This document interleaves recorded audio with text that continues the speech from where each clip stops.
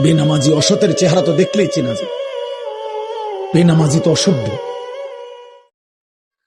বেনামাজি তো গাদ্দার। এই গাদ্দার রে তো দেখলেই চেনা যায়। বেনামাজি তো বেয়াদব,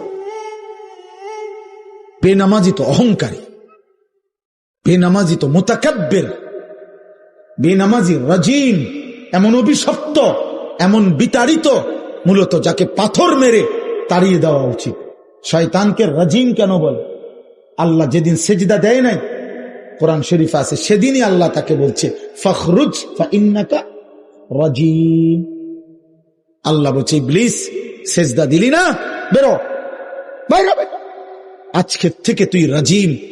আউযু বিল্লাহি মিনাশ শাইতানির। এই যে এই রাজিম শয়তানকে বলা হয়েছে যেদিন সেজদা দেয় না।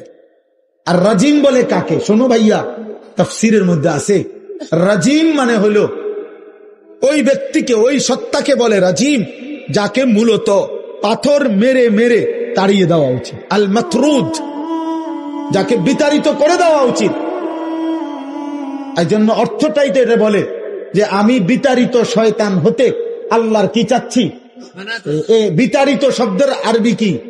রাজিম, যাকে পাথর মেরে বিতাড়িত করে দেওয়া, এই সমাজচ্যুত করা উচিত। এই জন্য রজম এই তাফসীরে আছে, আমি নিজে পড়ছি। এই জন্য ইসলামী শরীয়তে কোন পুরুষ, বিবাহিত পুরুষ যদি স্ত্রীকে বাদ দিয়ে অন্য মহিলার সাথে জিনা করে, তার শাস্তি হলো রজম, পাথর মেরে হত্যা করে। কোন মহিলা যদি বিবাহিত, সে যদি নিজের স্বামী ব্যতীত অন্য কোন পুরুষের সাথে জিনা করে, তার শাস্তি হলো তাকে পাথর মেরে মেরে হত্যা করা। এইটাকে বলে রজম। রজম এটাকে কি বলে? এটা যে শব্দ রাজিম, ওই একই শব্দ। বুঝছেন আব্বা?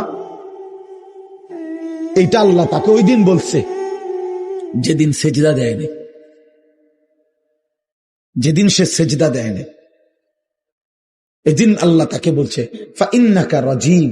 এই জন্য প্রত্যেক বছর এই সেজদাবিহীন নাফরমান শয়তান মুমিনের, ইমানদারের এত ঘৃণিত মুমিন প্রতি বছর 8 লাখ টাকা খরচ কইরা, 7 লাখ টাকা খরচ কইরা, জীবনের সম্পদ জমাইয়া, কলিজার সবটুকু ঘৃণা নিয়া হজ্জের সফরে টানা 3 দিন এই অভিশপ্ত শয়তানদের পাথর মারে।